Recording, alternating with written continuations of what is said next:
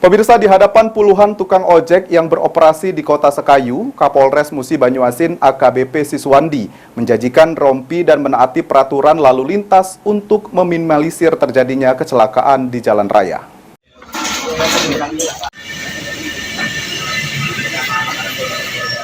Kegiatan Jumat Curhat dilakukan setiap minggu pada hari Jumat, dan kali ini Kapolres Muba AKBP Siswandi menemui puluhan tukang ojek yang beroperasi di wilayah Kota Sekayu. Sambil sarapan pagi bersama, Kapolres menampung sejumlah saran, masukan, dan juga keluhan tukang ojek dalam menjalankan aktivitas mereka sehari-hari.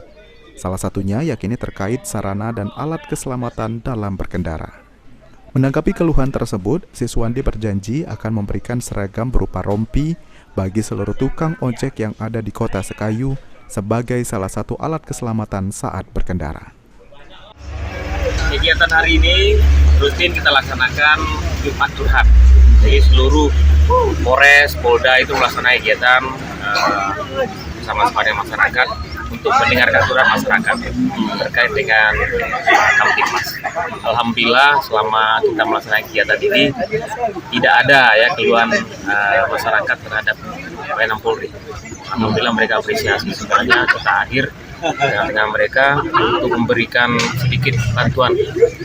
Kemarin ada kita berikan uang ala-kadarnya, hari ini kita berikan makan siang. Kemudian kedepannya kita akan berikan beras. Dan permintaan dari rekan-rekan kita ini, saudara-saudara kita ini, mereka butuh rompi.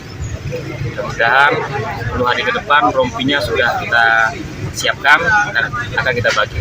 Rencana di Polres nanti kita bagi dan kita lakukan kegiatan semacam pawai pawai atau touring tertib lalu lintas. Jumlahnya mungkin bisa 200 orang, 300 orang.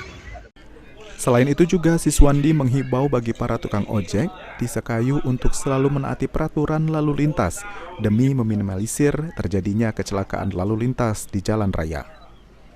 Ruzi Iskandar, PAL TV.